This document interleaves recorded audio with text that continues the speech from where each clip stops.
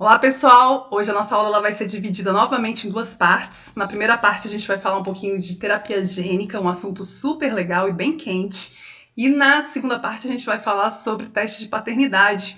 A gente vai entender como é que ele é feito e como que a gente faz a análise do teste de paternidade para saber se uma criança é filha biológica de um casal. Vamos lá então? Oi pessoal, hoje o nosso assunto é terapia gênica. Vocês já ouviram falar de terapia gênica?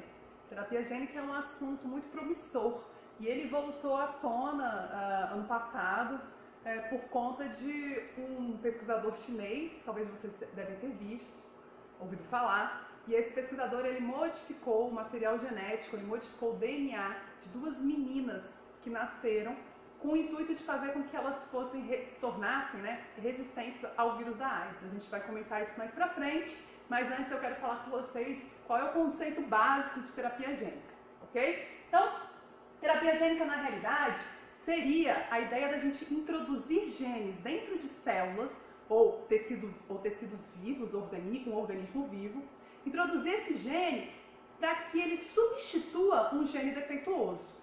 Então a gente viu nas aulas de genética que existem alguns alelos que eles são produtos de um gene que foi mutado, que sofreu uma modificação, e por conta disso, esse alelo mutado, ele não leva à produção de uma determinada proteína, consequentemente, ele não vai levar à produção, à manifestação de uma determinada característica. Então, um exemplo que a gente viu foi da hemofilia, onde na hemofilia, o que a gente tem? A gente tem que a pessoa hemofílica, ela não coagula o sangue, e essa não coagulação se deve à não produção de proteínas específicas. Por quê? Porque o gene responsável pela produção dessa proteína, ele sofreu uma mutação, uma modificação.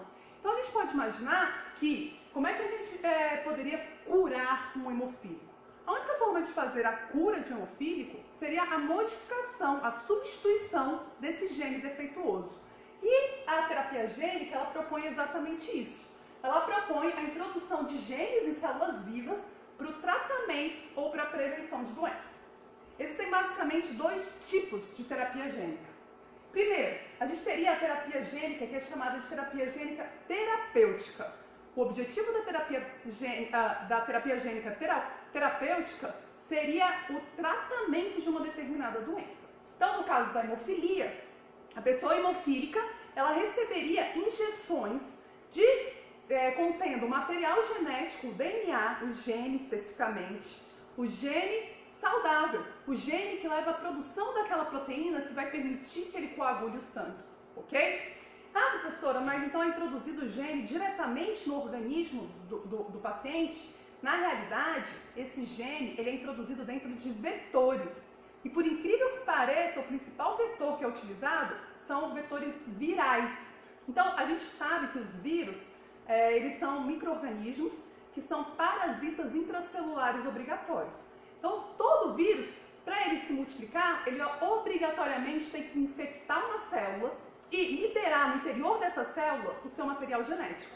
Qual que é a ideia, então? A ideia é a gente pegar um vírus, retirar do vírus o material genético dele, ou parte do material genético dele, que confere a ele a virulência de fato, e esse vírus agora não virulento, que não causa dano, a gente introduz nesse vírus o gene que a gente quer endereçar para o indivíduo, ok? E aí a gente infecta o indivíduo com esse vírus, e esse vírus ele vai carregar esse gene de interesse especificamente para as células que a gente quer. Infectando essas células, ele vai liberar esse gene de interesse no interior dessas células. E aí a ideia seria que esse gene, ele serviria como uma forma de substituir, um substituto daquele gene defeituoso. Isso já foi feito? Já tem alguns ensaios clínicos, inclusive o primeiro teste clínico que resultou num resultado eficiente foi realizado nos anos 90, em duas meninas que possuíam uma doença que é conhecida, na verdade, como a doença do menino na bolha. O que acontece nessa doença? Essas meninas, elas tinham um problema na produção de leucócitos, de células brancas, então elas tinham baixo número de leucócito. Por quê? Porque um gene defeituoso presente nesse leucócito fazia com que houvesse um acúmulo de uma substância tóxica nos leucócitos e os leucócitos morriam, eram destruídos. Consequentemente, se o nível de leucócito está baixo, concorda que essas meninas elas estariam super suscetíveis a serem infectadas por qualquer outra doença, por qualquer micro-organismo, né? Então elas teriam uma suscetibilidade maior a desenvolver infecções. Por isso que é conhecido como a doença do menino na bolha, porque esses indivíduos que têm essa doença, eles vivem normalmente em uma redoma, em um local separado, muitas vezes similar a uma bolha, onde o contato com o meio externo ele é limitado, ok? Para evitar essas infecções, para evitar que eles contraiam alguma infecção causada por micro-organismos e o nível de leucócito deles, como está prejudicado, né? Então, o que foi feito? Foi feito a introdução de um gene saudável, de um gene que levaria agora aos leucócitos, seriam endereçados, na verdade, aos leucócitos, e esses genes fariam com que os leucócitos eles não acumulassem mais a substância tóxica. Aí, o nível de leucócito aumentaria novamente. Funcionou? Funcionou. Então, elas foram tratadas por alguns poucos anos, elas ficaram sendo tratadas por anos. O problema aqui é que esse sucesso, né, esses resultados, eles eram resultados momentâneos. Então, toda hora elas tinham que novamente tomar de novo as injeções contendo o gene normal, tá? Então, não é uma coisa que a menina foi curada e pronto, ela não precisa mais tomar medicamento. Não. Por quê? Porque o tratamento era feito nas células somáticas, nas células do organismo.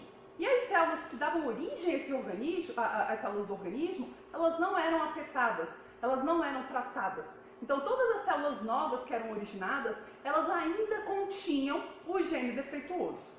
Daí que surge o outro tipo de terapia gênica, que é a terapia gênica preventiva. A ideia da terapia gênica preventiva é a introdução ou correção de genes já diretamente no gameta ou no zigoto. Se isso é feito, se a gente introduz um gene normal no zigoto de uma pessoa que, por exemplo, via desenvolver hemofilia, a gente corrige no zigoto, todas as células daquele organismo vão ter agora aquele gene normal. Beleza? Então, essa ideia seria uma ideia de prevenção. Se a gente faz a terapia gênica no zigoto, a gente modifica o material genético de todas as células do organismo. Entretanto, se a gente faz nas células somáticas, a gente modifica apenas aquele grupo específico de células somáticas. Ok? Então, galerinha, só para concluir, a terapia gênica terapêutica, ela está em estudo clínico para algumas doenças, como por exemplo, para o tratamento de câncer, hemofilia, que foi o exemplo que eu dei, algumas doenças cardiovasculares, mal de Parkinson e a imunodeficiência combinada grave, que é exatamente a doença do menino da bolha. Só para fazer mais um comentário, a terapia gênica, então, ela tem, no caso da terapêutica, existem duas possibilidades. Existe a possibilidade da inserção do material genético diretamente no organismo da pessoa, ou por via sanguínea, ou por injeções localizadas. E nesse caso, o material genético, lembrando, ele está no interior de vetores específicos. O vetor mais comum a ser utilizado são vírus, mas existem outros tipos de vetores, como por exemplo os lipossomos, que na realidade são estruturas com uma membrana lipídica, onde o material genético estaria dentro dessa estrutura. Então existe essa possibilidade de introdução direta no organismo vivo, mas uma outra possibilidade é, por exemplo, nós fazermos a retirada de um grupo de células da pessoa. Então vamos supor, eu quero justamente modificar o material genético de leucócitos, como foi o exemplo da imunodeficiência combinada grave. Nesse caso, o que pode ser feito é a retirada de células da medula óssea e, in vitro, fora do corpo da pessoa, a gente faz o processo de introdução do material genético nas células que vão dar origem aos leucócitos, via vetores virais também. Só que a gente modifica o material genético, a gente introduz um novo gene nas células fora do organismo. E aí, posteriormente, essas células que receberam agora um gene saudável, elas são introduzidas novamente no organismo, nesse caso, novamente na medula óssea. E elas, contendo o gene saudável, elas vão produzir células saudáveis. Beleza? Então, eles têm essas duas possibilidades. É isso aí. Eu resolvi fazer esse vídeo para falar para vocês um pouquinho sobre uma técnica revolucionária que é chamada de CRISPR-Cas9 ou CRISPR-Cas9, ok? Por quê? Porque essa técnica, essa metodologia, ela foi manchete de vários jornais no ano passado. E é uma técnica de fato revolucionária na ciência. A ideia dessa metodologia é a gente conseguir editar o nosso material genético, o material genético de um organismo, ok? Então, assim, enquanto na terapia gênica, o que a gente fazia? A gente introduzia um gene saudável, para ele substituir um gene defeituoso, um alelo defeituoso. Nessa metodologia de CRISPR-Cas9, o que a gente faz é corrigir aquele alelo defeituoso, corrigir o gene defeituoso, ok? Não exatamente tenha sido o ser humano que tenha inventado essa técnica, porque na verdade esse sistema ele existe já na natureza, ele existe em bactérias e simplesmente o ser humano ele descobriu isso, ele descobriu a existência desse sistema e passou a utilizar ao seu favor. Então, como é que acontece em bactérias, né? Como é que o CRISPR-Cas9 ele funciona em bactéria? Esse sistema ele é um sistema, vamos dizer assim, de defesa das bactérias contra vírus. Porque existem vírus que infectam especificamente bactérias, que são chamados de bacteriófagos. Então, uma vez que esse vírus ele infecta a bactéria, ele introduz o seu material genético, o seu DNA, dentro da célula bacteriana, e esse DNA ele é inserido dentro do material genético da bactéria. Bom, a bactéria então ela passa a ler aquele material genético como se fosse dela e ela vai usar aquele material genético para produzir todas as proteínas virais e no futuro as partículas virais completas que irão destruir a bactéria possivelmente, ok? Então, esse sistema de CRISPR-Cas9 na bactéria é como se fosse um sistema de defesa da bactéria contra os vírus. Quando os vírus infectam a bactéria e eles introduzem esse material genético dentro do genoma bacteriano, a Cas9 é uma proteína e é uma proteína que tem a capacidade de clivar, de cortar o DNA e retirar sequências específicas daquele DNA.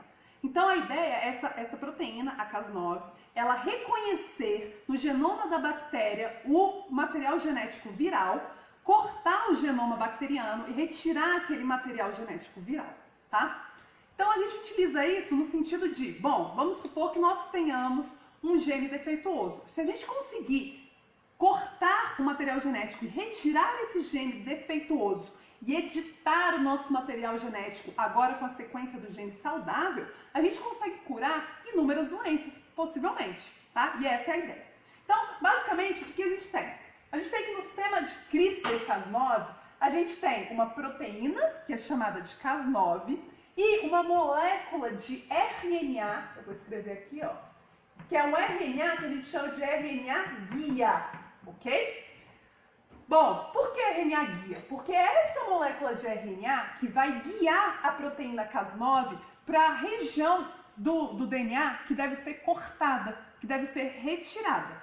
Então, se a gente quiser, por exemplo, fazer esse procedimento para corrigir um gene na nossa célula, o que a gente pode fazer? A gente introduz na célula esse sistema, essa proteína, Cas9, com o RNA guia, que vai direcionar especificamente para a região que deve ser clivada, que deve ser cortada. O Cas9 é como se fosse uma tesoura, e ele precisa de um guia para direcionar onde ele vai cortar, qual região que deve ser retirada. E esse guia é o RNA, ok? Então, uma vez que esse guia ele reconhece a região que deve ser editada, uma sequência contendo informações do gene corretamente serve como molde para a sua célula agora corrigir aquele material genético com a sequência correta. Então é mais ou menos assim. Vamos supor que nós tenhamos um gene aqui em azul, que é um gene defeituoso, que ele deve ser corrigido.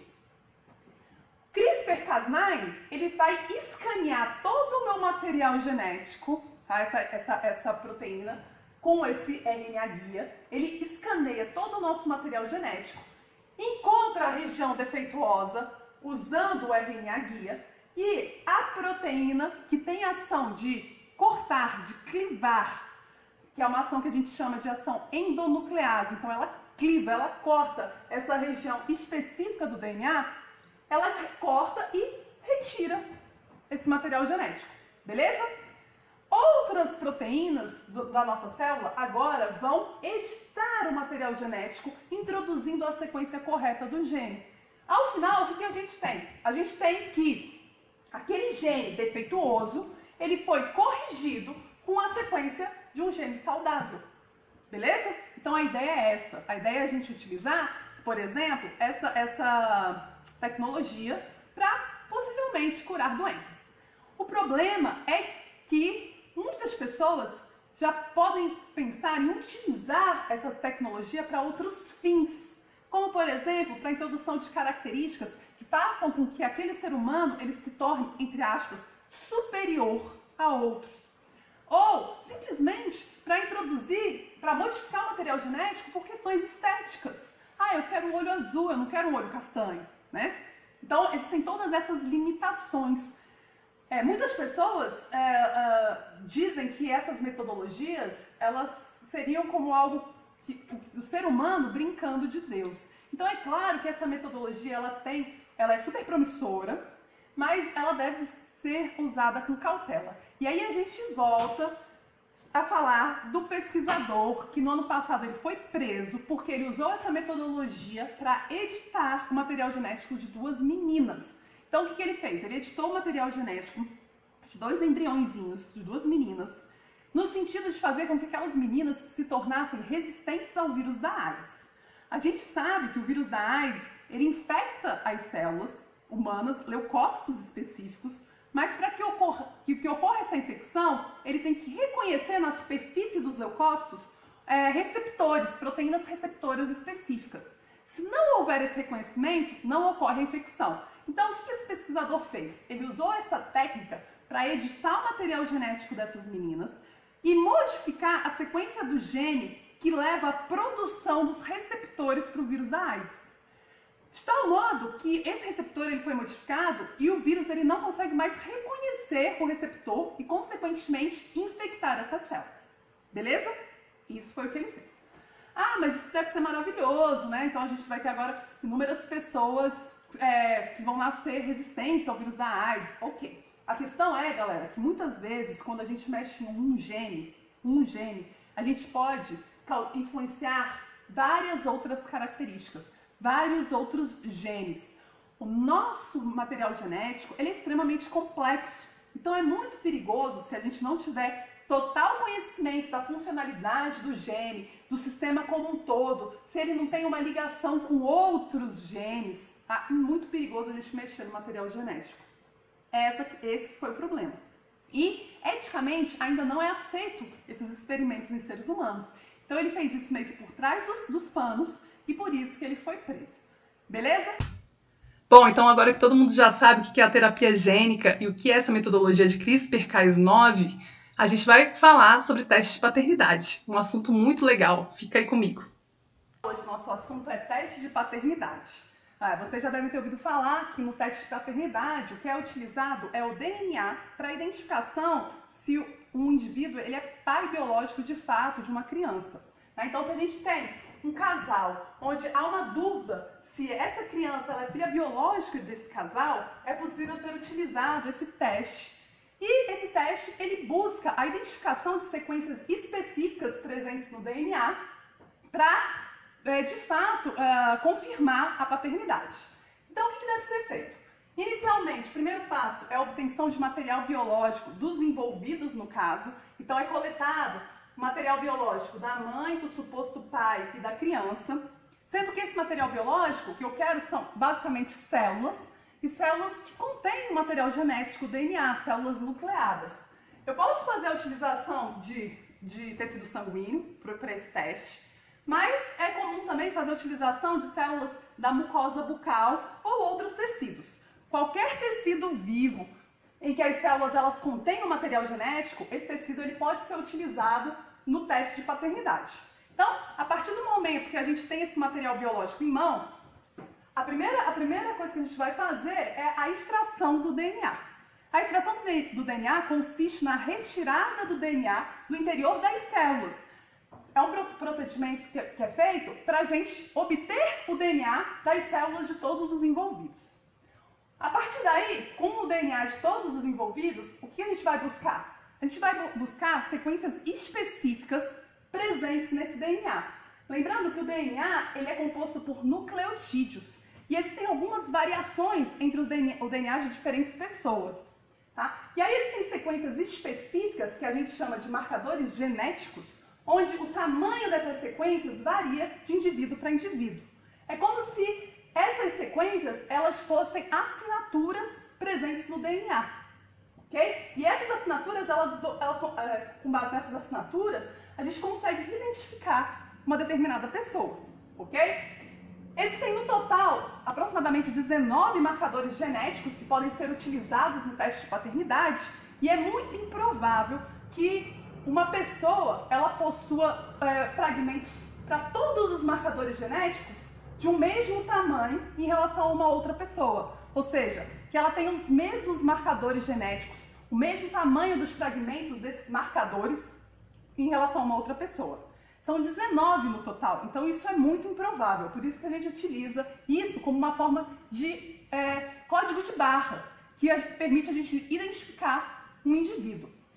Inclusive, a gente pode utilizar essa metodologia não apenas no teste de paternidade, a gente pode utilizar também em criminalística, para identificar um suspeito de um crime. Por quê? Porque como esses fragmentos eles são específicos para uma determinada pessoa, se eu faço a coleta de um determinado material na cena do crime e eu tenho suspeitos que realizaram esse crime, eu posso comparar o DNA coletado na cena do crime com o DNA dos suspeitos. E aí a comparação vai permitir avaliar qual é o indivíduo, qual é o suspeito que tem os fragmentos do mesmo tamanho daqueles obtidos a partir do DNA coletado na cena do crime. Ok? Então, basicamente, por exemplo, aqui eu tenho a representação de 3 marcadores genéticos. Reparem que o tamanho de cada marcador, de cada cor, é diferente. E isso é que serve como uma assinatura para aquela pessoa. E no teste de paternidade, como é que a gente faz uso disso? Se a gente, lembrando, né, nas nossas aulas de genética, que nós temos 46 cromossomos em pares, pareados. Então, a gente tem 23 pares de cromossomos. Sendo que nós recebemos um lote cromossômico da nossa mãe e um lote cromossômico do nosso pai. Então, nós temos 23 cromossomos vindo da mãe e 23 cromossomos vindo do pai. O cromossomo ele é formado pelo DNA. Então, essa molécula de DNA, ela está aqui, beleza? No cromossomo. O que acontece, então? Se eu pegar um marcador genético específico, a sequência de um marcador genético específico, eu vou verificar que eu tenho essa sequência num cromossomo que eu herdei do pai, mas eu também tenho essa sequência no cromossomo homólogo que eu herdei na mãe. É como se eu tivesse 2 alelos, entre aspas, para aquele dado marcador genético. Então eu vou ter uma sequência para o marcador genético herdado do pai, azul, herdado do pai, e uma sequência herdada da mãe. Uma sequência do marcador genético verde, herdado do pai, e outro da mãe. E assim sucessivamente. Ao final, cada pessoa ela possui 2 fragmentos resultantes de cada marcador genético. Então eu tenho 2 fragmentos do marcador genético azul, um que eu recebi do pai e outro da mãe, 2 do marcador genético verde, um que eu recebi do pai e outro da mãe, e assim sucessivamente. E o que é interessante é que, como eu comentei que esses marcadores genéticos eles são individuais, né? A sequência é individual, o tamanho desses fragmentos nos 2 cromossomos, no par de cromossomos homólogo, ele não vai ser o mesmo. Não vai, porque o marcador genético que eu recebi do meu pai, ele tinha um tamanho específico, e o que eu recebi da minha mãe tinha outro tamanho. Ok? Beleza. A partir daí, então, com o DNA na mão, o que a gente faz? A gente faz um procedimento para fazer cópias desses fragmentos, desses marcadores genéticos. É um procedimento chamado PCR. reação em cadeia da polimerase, tá? Isso é só detalhe. Então a gente faz esse procedimento só para amplificar, para aumentar a quantidade de DNA que a gente tem para a gente conseguir fazer análise. Imagina, muitas vezes, na cena de um crime, a gente faz uma coleta de um material biológico, mas a quantidade é muito pequena de DNA. Então é muito difícil de eu fazer a análise, de eu observar, de eu avaliar esses fragmentos. Então o que a gente faz? A gente faz cópias. Assim como as células copiam o DNA, a gente também consegue fazer cópia do DNA lá in vitro, num tubinho de ensaio. Depois disso, a gente vai ter uma grande quantidade de DNA que vai permitir que a gente faça essa avaliação, ok? Então a gente faz esse procedimento, que é chamado de PCR, e aí a gente vai ter agora, no nosso tubinho, para cada pessoa, uma grande quantidade de cada fragmento que ela tem. Depois disso, a gente vai fazer a análise do resultado. Deixa eu vir para cá. Então, como é que é feita a análise do resultado? A gente utiliza um outro método que é chamado de eletroforese. Galera, essas terminologias dos métodos é só detalhe, tá? O que eu quero que vocês entendam é a base do procedimento. E principalmente como é feita a análise, que é o que é mais cobrado nos vestibulares. O que é mais cobrado é isso aqui, a interpretação do resultado final, tá? Bom, mas como é que eu chego a esse resultado? Então eu tenho agora esses fragmentos que foram amplificados, ou seja, eu tenho uma grande quantidade de dos marcadores genéticos de cada indivíduo envolvido naquele teste. E aí eu vou fazer a análise da seguinte forma. Concordam que cada fragmento tem um tamanho diferente, certo? E isso vai variar de pessoa para pessoa, que é exatamente o que é a assinatura daquele indivíduo. O que a gente faz? A gente pega todo o conjunto de fragmentos de um indivíduo e a gente coloca isso, a gente insere isso dentro de um gel que a gente chama, como se fosse uma gelatina, tá? Então, imagina, é um substrato gelatinoso, com uma consistência tipo uma gelatina, e ele é todo poroso, ele tem um monte de poros. E aí a gente aplica esse material no interior desse gel, tá? E posteriormente a gente vai estabelecer uma corrente elétrica. A gente coloca esse gel numa solução salina e aí a gente estabelece uma corrente elétrica, onde eu vou ter, de um lado, um polo negativo, é como se fosse uma pilha, e de um lado eu tenho um polo positivo, ok? Então imagina, eu estabeleço um circuito elétrico aqui dentro. O DNA em si ele é uma molécula negativamente carregada.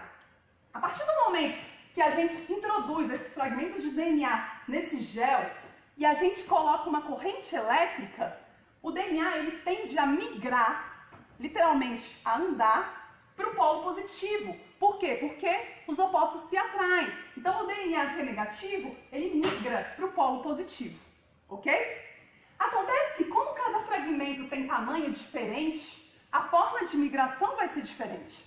Você tem que imaginar que aquele gel, aquela gelatina, ele é poroso e fragmentos maiores vão ter mais dificuldade de passar por entre os poros, enquanto fragmentos menores vão passar mais facilmente. Então, naturalmente, a gente começa a separar esses fragmentos por tamanho, tá? E aí eu vou ter que, quanto menor é o fragmento, mais ele vai percorrer o gel, mais ele vai migrar para o polo positivo, porque ele vai passar facilmente pelos poros.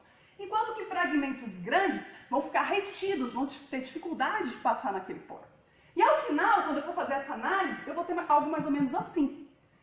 Diferentes porções, diferentes tamanhos de fragmento, onde os fragmentos maiores eles estão localizados mais acima, porque eles migraram menos, e os fragmentos menores estão localizados mais abaixo, porque eles migraram mais. Cada fragmento desse a gente chama de banda, é um padrão de bandeamento que a gente chama. Então eu estou avaliando agora as bandas de DNA referentes aos marcadores genéticos para eu fazer o teste de paternidade, ok? Vamos supor que eu usei só 2 marcadores genéticos. Como a gente comentou, para cada pessoa, cada marcador genético vai originar 2 fragmentos. Então eu vou ter para cada pessoa, se eu usar 2 marcadores genéticos, um total de 4 fragmentos. Então aqui eu teria 4 fragmentos para o filho, ok? 4 fragmentos para a mãe. E como eu comentei, cada fragmento tem tamanho específico, Consequentemente, eles vão migrar de forma diferente no gel. E aí eu tenho um padrão para cada indivíduo, que é justamente essa assinatura. Beleza? O que eu vou buscar agora no teste de paternidade? A gente sabe que o filho, ele recebeu um fragmento de um marcador genético do pai e um fragmento daquele mesmo marcador genético da mãe. O outro do pai e o outro da mãe. Então concorda que o filho ele tem que ter metade dos fragmentos similares ao do pai e metade dos fragmentos similares ao da mãe? E é dessa forma que eu faço a análise. Então olha só, vamos imaginar aqui, o filho. Esse fragmento ele é exatamente igual a esse fragmento aqui da mãe. Beleza? Tá ok. Esse fragmento aqui dele também é igual a esse fragmento da mãe. Tá ok. Então eu sei que esses dois fragmentos de marcadores genéticos, ele recebeu da mãe, a herança materna. Os outros dois, consequentemente, é a herança paterna. E aí eu vou buscar agora qual é o suposto pai. Então aqui eu tenho dois pais possíveis. Qual é o suposto pai que tem fragmento similar a esses fragmentos do filho? Então vamos lá. Vou olhando aqui, vou vendo que o suposto pai número 1 não possui um fragmento de tamanho similar a esse. Entretanto, o suposto pai número 2 possui. Então, ok. E para esse aqui? Esse aqui é a mesma coisa. O suposto pai 1 não tem, mas o suposto pai 2 possui. Então, quem é o pai dessa criança? É o suposto pai número 2. É ele que é o pai, porque ele vai ter metade dos fragmentos similares ao do filho. Beleza? Tranquilo? Se eu for avaliar isso em termos de criminalística, o que eu vou buscar? Aí eu estou buscando quem é o suspeito do caso, que eu encontrei a amostra de DNA, a amostra de material genético, num determinado local. E aí, o que eu tenho que achar? Eu tenho que achar uma correspondência completa entre a amostra encontrada num determinado local e o suspeito do crime. A ideia é a mesma. Tranquilo, galera? É isso. Espero que vocês tenham gostado. Beijos. Tchau.